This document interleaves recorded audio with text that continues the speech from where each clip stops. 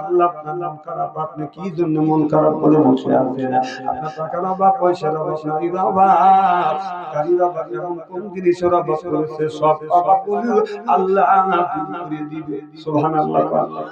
জিবরাইল আলাইহিস সালাম যখন বললেন, আমার নবী চোখের পানি ফেলে দিয়ে কান্দে, জিবরাইল রে, টাকা পয়সা, নারী গাড়ি, কোন জিনিসের অভাব না, কবরের মধ্যে আমার উম্মতের কি হবে সেই চিন্তায় আমি নবী অস্থির। আমার ভাইরা, জিবরাইল আলাইহিস সালাম আমার নবীকে নিয়ে বদর বডি সালমানের কবরের পাশে গেলেন। যাইয়া ডানে টাকা দিয়ে হালকা আঘাত করলেন আর বললেন, বিইজনিল্লাহ, আল্লাহর হুকুমে আল্লাহর বান্দা জিন্দা হয়ে যাও। দেখা গেল কবরের মাটি ফাটতে লাগলেন, বাদল লাফাইতে লাগলেন। কবরের ভিতর থেকে আল্লাহর একটা বান্দা বের হয়ে আসলেন, এত সুন্দর চেহারা, হয় তার চেহারা দিয়ে নূর শুনতেছে, পা মামান সাকুলা মাওয়াজিনু। সুবহানাল্লাহ বললেন। অন্ধকার রাত্রিতে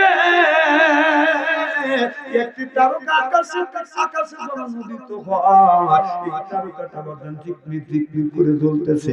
ওই লোকটার চেহারা থেকে নূরের আলো বাদান ঝিকমিক ঝিকমিক করে জ্বলতেছে। আকাশের তারাগুলো ঝিলিমিলি জ্বলছে। হাবিব এসেছে, রাসূল এসেছে, আমার নবী এসেছে, হাবিব এসেছে। দৃশ্য দেখানোর পর পাখা দ্বারা হালকা আঘাত করলেন, আল্লাহর বান্দা কবরের মধ্যে চলে গেলেন। কিছু দূর আগে যাইয়া আবার কবরের উপরে পাখা দ্বারা হালকা আঘাত করলেন আর বললেন, বিইজনিল্লাহ, আল্লাহর হুকুমে আল্লাহর বান্দা জিন্দা হয়ে যাও।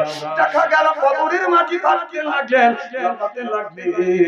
কবরের ভিতর থেকে আল্লাহর আরেকটি বান্দা বাজান বের হয়ে আসলেন, এত কালো, আপনাদের ছয়টার চাইতে বেশি কালো। কথা বুঝতেছেন না? এমন কালো, আপনার বেগুন ছোলার মধ্যে দিলে যেমন রং হয়, এরকম কালো কুষ্টি মানুষ বাজান বের হয়ে আসলে আল্লাহ নবীকে দৃশ্য দেখানোর পর হালকা আঘাত করলেন, আল্লাহর বাজান কবরের মধ্যে চলে গেলেন। রাসূল বললেন, জিবরাইল, দুইটা মানুষের কথা বুঝলাম না, আমার একটু বুঝাও। জিবরাইল আলাইহিস সালাম বলে, ইয়া রাসূলুল্লাহ, ইয়া হাবিবাল্লাহ, বর্তমান যেই অবস্থা, প্রত্যেক বাড়ি ওয়াল আর বাউন্ডারি হচ্ছে। ওয়াল করা বাড়ি, স্বামী তো বাইরে যায়, বউরা তো স্টার জালসা দিয়ে রাতে দেখতে পারে না, সেটা কাজা হলে সকালবেলা কাজা আদায় করে। স্টার জালসা দেখে, ফকির গেটের সামনে থেকে ইল্লাল্লাহ ইল্লাল্লাহ বলে চিৎকার করে বাড়ির মানুষের ভাই করতে পারে না। এখন বর্তমান ফকির খান ঘরের মধ্যে ঢুকতেছে, কতক্ষণ ধরে ডাকতেছে, ভিক্ষে দিবে না। এইভাবে জিকির করলে ভিক্ষাও মিলবে না। জিকির করুন লা ইলাহা,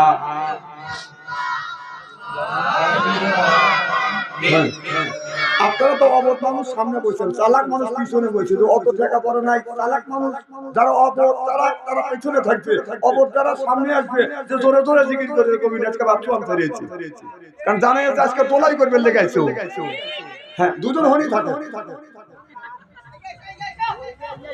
আচ্ছা, এইভাবে যদি বইয়ের কাছে যদি ফাঁকা ফাঁকা হওয়া যায়, ও বউই তো ভাত খাবে না। অতক্ষণ কারণ ফাঁকা জায়গা, ফাঁকা রাখা তিন জায়গা নিষেধ। কয় জায়গা? হাদিসের কথা, যখন নামাজে বসবেন, কোরআনের মাহফিলে বসবেন, তারপরে স্ত্রীর কাছে যখন ঘুমাইতে দেবে, রাসূল বললে তিন জায়গা ফাঁকা রেখো না, শয়তান ধোঁকা দিবে। আর আপনারা ফাঁকা রইলেন ওই জায়গা দুজন। দাদাই লাতি নাকি এটা, তাও দুজন উঠতেছে না। হ্যাঁ, বুড়ো মানুষ তুমি তো হেসে আসলে, বুড়ো মানুষ দাঁড়া থেকে আসলে। জিকির করো লা ইলাহা, লা ইলাহা,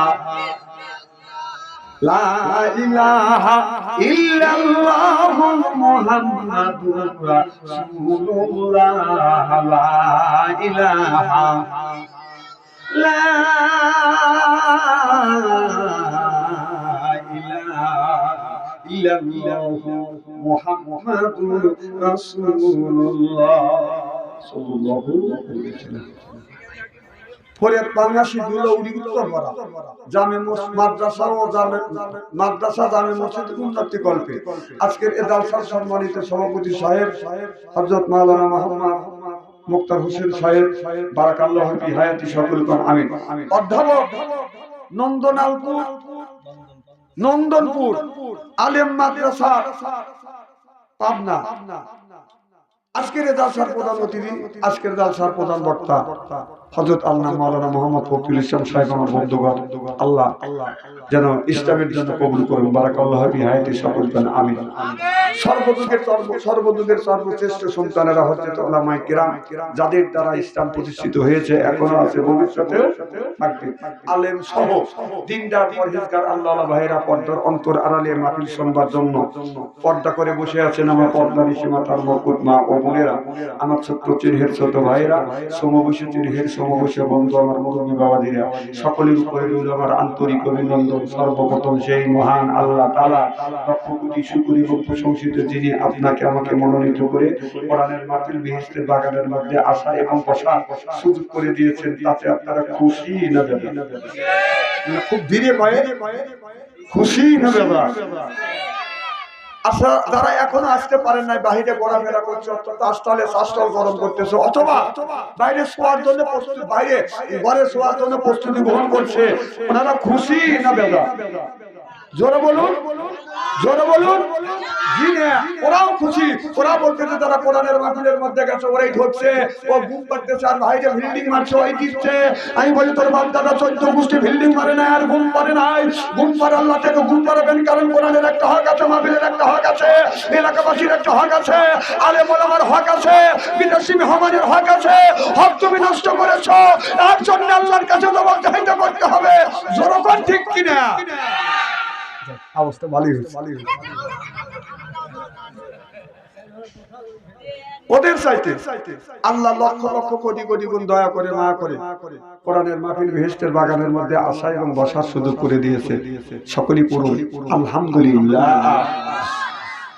মানবতা মুক্তির দূত আখিরি নবী এমন একজন নবীর উম্মত করে পাঠাইছে, এই নবী উম্মতের ব্যাপারে হা বলে হালাল হতো, না বলে হারাম হতো, পা ফেললে আসলে আগুন চলে দিত। সুবহানাল্লাহ। সেই নবীর উম্মত, আমার নবীর দাম আর মর্যাদা একেবারেই কিন্তু কম না, সর্বশ্রেষ্ঠ দাম। মারহাবার তো জোরে কর। ওই নবীর উম্মতকে যদি কিয়ামতের ময়দানে দোজখে দেয়, আল্লাহর নবী শাহাদাত আমল ইশারা করে বলবে, ইয়া আল্লাহ, তোমার যেই বান্দাকে জাহান্নামে দিচ্ছ, তোমার এই বান্দা হলো আমার দলের লোক, আমার দলের কর্মী। আল্লাহ বলবে, ফেরেশতা দ্বারা আমার যেই বান্দাকে জাহান্নামে নিয়ে যাচ্ছ, এই বান্দা হচ্ছে আমার বন্ধুর লোক, দলের লোক, বন্ধুর দলের কর্মী। আমি আল্লাহ আমার অর্ডার ক্যান্সেল করে পুনরায় অর্ডার দিলাম জাহান্নাম নয় জান্নাত পর্যন্ত পৌঁছে দেব। ওই নবীর এই ক্ষমতা আছে না নাই? বাংলাদেশ নয়, গোটা বিশ্বের নেতা নেত্রী কিয়ামতের ময়দানে জাহান্নামের মানুষ অর্ডারকৃত মানুষকে জাহান্নামের হাত থেকে ফিরিয়ে জান্নাতে দেওয়ার শক্তি তার আছে। হ্যাঁ, আছে। এই জন্য আপনাদের জন্য আমি খাস করে দোয়া করি, আল্লাহ এরা কিছু বোঝে না, এদের বিনি হিসেবে জান্নাত দিও। আমিন কোন? জোরে বলুন। জাইন দিবিনি বেহেশত। সবকিছু বোঝে, ভাত কালো হলি সেই ভাত ফেলে দিয়ে খায়, এটা বোঝো, আর এইগুলি তোমরা বোঝো না। সে সব ওয়াজ করবো না দুনিয়ায়। সেই নবীর উপরে লক্ষ কোটি দুরূদ ও সালাম, সকলেই পড়ুন সাল্লাল্লাহু আলাইহি ওয়াসাল্লাম। সর্বপ্রথম জানতে চাই আমার ভাইয়েরা, আপনারা সকলে ভালো আছেন? আল্লাহ আপনাদের দোয়ায় আমাকে সুস্থভাবে সহিভাবে আপনাদের সামনে উপস্থিত করেছেন। তবে আপনাদের পবিত্র জবান থেকে এই গুনাহ বাচ্চা আনসারের জন্য কাজ করে দোয়া করুন। অল্প সময় হলেও যেন কোরআন আর হাদিস থেকে বাস্তব ভিত্তিক দুই চারটে কথা আমার মুনিব, আমার রব, আমার সৃষ্টিকর্তা, আমার বিধানদাতা, আমার রিজিকদাতা আমার জবান থেকে যেন বের করে দেয়। সকলে আমিন। আরেকটি বার বলুন, আজকে আপনাদের কাছ থেকে দোয়া চেয়ে নিয়ে আপনাদের সার্বিক মঙ্গল কামনা করে আলোচনা শুরু করছি ইনশাআল্লাহ। আল্লাহ রাসূল দুনিয়ার বুকে এসে তিনটা জিনিস ভালোবাসতেন। যেরকম কয়টা? খুব খেয়াল করে শুনবেন। 1 নাম্বার ভালোবাসতেন খুশবুকে, আতরকে, 2 নাম্বার মাজাতে, 3 নাম্বার নামাজ। সুবহানাল্লাহ। তাহলে রাসূল সাল্লাল্লাহু আলাইহি ওয়াসাল্লাম সর্বপ্রথম ভালোবাসতেন খুশবুকে, আতরকে। আচ্ছা বলেন তো, আতর কোন জায়গায় লাগানো লাগে? হ্যাঁ, শুনছেন তো? আপনারা কোন আতর ব্যবহার করেন নাই? কোথায় নেন? এদের কেউ না কেউ দাঁড়িয়ে দেখাচ্ছে। আল্লাহ কসম করে বলতেছি, রাসূল সাল্লাল্লাহু আলাইহি ওয়াসাল্লাম যেই জায়গা আতর লাগাইছে ওই জায়গা আল্লাহ রাসূল যে আপনারা যে সমস্ত আতর লাগানোর কথা বলতেছেন, রাসূল সাল্লাল্লাহু আলাইহি ওয়াসাল্লাম ওই জায়গা আতর লাগান নাই। রাসূল বলেছেন, মান আহাব্বা সুন্নতি ফাকাদ আহাব্বানি ওয়া মান আহাব্বানি ফাআনা মারি ফিল জান্নাহ। আল্লাহ রাসূল বলেছে, আমার একটা সুন্নতকে কেউ যদি গিরফ করে ধরে, আমি নবী কথা দিলাম আমার সাথে একই জান্নাতে অবস্থান করবে। সুবহানাল্লাহ। অপর হাদিসের মধ্যে আছে, রাসূলের একটা মরা সুন্নতকে কেউ যদি জিন্দা করে 100 গলা কাটা শহীদের সওয়াব আল্লাহ তাআলা মঞ্জুর করবেন। তাহলে আতর লাগানোর কথা ভেবে বলতেছেন, এই আতর লাগানি জানি না, অত চাষটা লাগালি ফতোয়ার বাহা, অথচ আতর লাগানো জানি না। বাবা মুসলমান, দাদা মুসলমান, আর মুসলমানের বেটা হয় মুসলমান হয় বসে আছি। কেউ মনে করে যে আপনার কলমা পড়ি মুসলমান, কেউ মনে মনে ভাবে যে গরুর গোশত খালি মুসলমান। এখন হয়ে গেছি কত মুসলমান গরুর খুর সহ খায়। হ্যাঁ, গরুর খুরও এখন বর্তমান নিরাপদ নয়। কোরবানিতে খালি সামনে আসছি ঠ্যাং দিয়ে বাড়ির যায়। একদিন দেখে ফারাস ফারাস করে আওয়াজ কিসে, হুজুর খুর বেরিয়ে ছেড়াচ্ছে, কম খা খুর খা, অথচ আতর লাগানো জানি না। একটা কথা বলি, শুনবেন তো? আচ্ছা, জামাই গেছে শ্বশুর বাড়ি, শাশুড়ি জামাই দেখে বলতেছে আব্বা বাজার। জামাই চিন্তা করতেছে আমার মা তো এত সুন্দর করে ডাক দেয় না। জি আম্মা। কি আম্মা? জি আম্মা। মা ডাকে এ মা। ওয়াজকর শুরু হয়ে গেছে, খুব ভালো করে মাথার মধ্যে ঢুকায় মা ডাকে এ মা, আব্বার ডাকে ও আব্বা। শ্বশুর বাড়িতে ডাক দেয় আম্মা জান, আব্বা জান। আসলে কি জান, যেই জায়গা আসে জান ওই জায়গা নাই প্রাণ, আর যেই জায়গা নাই পান ওই জায়গা রাখে জান। মা বাবার ভাই হাত থেকে চুমো খেলে কিসমত খুলে দেয়। সুবহানাল্লাহ, একটু জোরে বলো। মা বাবার ভাই হাত থেকে চুমো খেলে শ্বশুর বাড়িতে খেলে খামচা খামচি করে। নেকি আসে কোথায় আর নেকি খোঁজে কোথায়? কথা বলুন, খালি মাথা জায়গা যাচ্ছে। গোটা বিশ্বের শ্বশুর আর শাশুড়িকে এক করিয়া আর আপনার মা বাবাকে এক জায়গায় রাখবে। গোটা বিশ্বের শ্বশুর শাশুড়ি দোয়া করবে আর মা বাবা খালি বলবে আল্লাহ তুই দেখিস, আল্লাহর আরশে আজিম পর্যন্ত পৌঁছে দেবে। সুবহানাল্লাহ। আর গোটা বিশ্বের সবার শ্বশুর শাশুড়ি এক জায়গায় বসে জীবন ভরা ভেবালেও সেটা কবুল হইতেও পারে।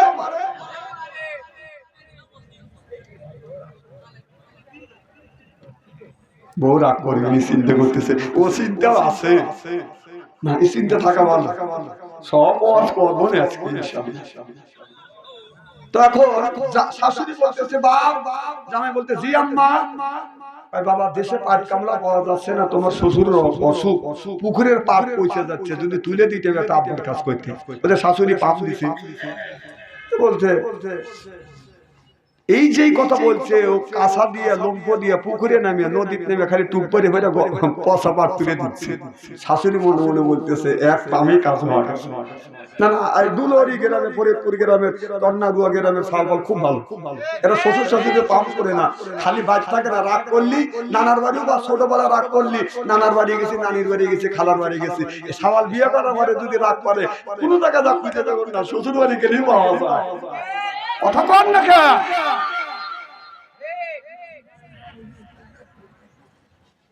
তোমাকে আমি ভালো করে চিনি, বেশি ব্যথা করে না। এলাকায় ওয়াজ করা হ্যাঁ কি জানি বলতেছিলাম, শ্বশুর পার যখন তুলছে শাশুড়ি চিন্তা করছে যে পাঙ্গাসে দুলহরি অথবা শিবলতলা বাজারে যাবেনি, ৭৭ বাজারে যাবেনি, জামাইয়ের গায়ে বন্ধু বের হবিনি। শাশুড়ি এক শিশি আতর দিচ্ছে, জামাই শিশির মুখ খুলে হাতের তালে ডাইলে যেখানে লাগান যাচ্ছে সেখানেও লাগাচ্ছে, যেখানে লাগান জানো সেখানে লাগাচ্ছে। যেমন আপনারা দেখালেন, এখন বলতে তো সারা গাছ নিচেও লাগায়।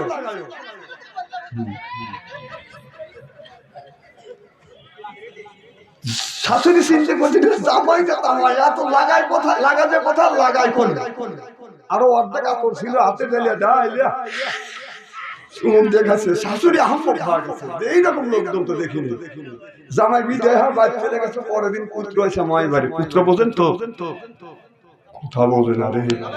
আচ্ছা আমার ভাই সব কথা কি ভাই বলা লাগবে এসে বলছে মাইমা ভালো আছেন আসি বাবা তোমার ভাই বোকা একটু তো বোকা আছে মাইমা কি হয়েছে কার পড়ে না বাবা এটা মানুষের মধ্যে বলাই যায় না কি হয়েছে বলেন না কয় এক শিশি আতর দিছি শিশির মুখ খুলে আতর ডালে ডাইলে সারা গায়ে মাখাচ্ছে যেখানে মাখান দা সেখানে মাখাচ্ছে আর যেখানে মাখান দা সেখানে মাখাইছে তারপরে কি হয়েছে বাবু কয় না এটা আরো বলা যায় কি হয়েছে এটা বলেন নাকি তারও অর্ধেক আতর ছিল আতর ডালে ডাইলে শুনে দেখেছি কয় নয় ও ডবল বোকা ওর সাথে পড়তাই পড়ে না আতর খাই মুড়ি দেওয়ার শুধুই গেছে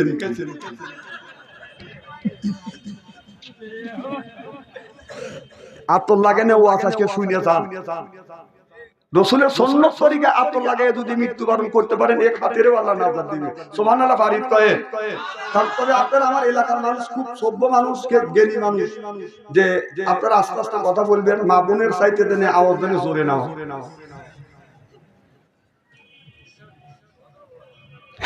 বলতে পারো না আমি তোমার তো এখন রাসূল সাল্লাল্লাহু আলাইহি ওয়াসাল্লাম মসজিদের বারান্দায় মন খারাপ করে বসে আছে আল্লাহ রাসূলের মন খারাপ আল্লাহ সহ্য করতে পারছে না আল্লাহ বলে জিবরাইল তাড়াতাড়ি যাও আমার বন্ধুর কাছে যাও আমার বন্ধু কিসের অভাব টাকার অভাব পয়সার অভাব নারীর অভাব গাড়ির অভাব এমন কোন জিনিসের অভাব পড়েছে সব অভাব আমি আল্লাহ দূর করে দেব সুবহানাল্লাহ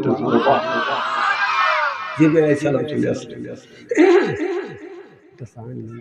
মোহাম্মদ হাই গিবনা গোপ্তা তানা গুপ্তা জিবরাইল জিবরাইল হাই গিবনা গোপ্তা তানা গোপ্তা রব্বুল জলিল জোরকার মারহাবা জিবরাইল আলাইহিস সালাম এসে বলে ইয়া রাসূলুল্লাহ ইয়া হাবিবাল্লাহ আপনার মন খারাপ আপনি কি জন্য মন খারাপ করে বসে আছেন আপনার টাকার অভাব পয়সার অভাব নারীর অভাব গাড়ির অভাব এমন কোন জিনিসের অভাব করেছে সব অভাবগুলো আল্লাহ দূর করে দিবে সুবহানাল্লাহ জিবরাইল আলাইহিস সালাম যখন বললেন আমার নবী চোখের পানি ফেলে দিয়ে কান্দে জিবরাইল রে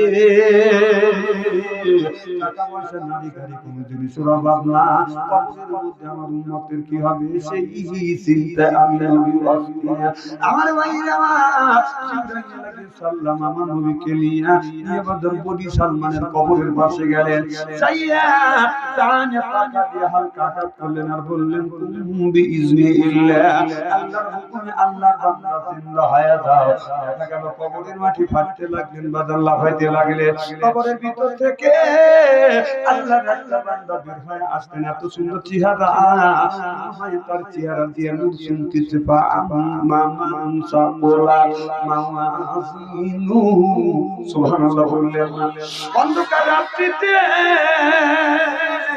একটি তারকা আকাশে উদিত হয় এই তারকাটা বাদান ঝিকমিক ঝিকমিক করে জ্বলতেছে ওই লোকটার চেহারা থেকে নূরের আলো বাদান ঝিকমিক ঝিকমিক করে জ্বলতেছে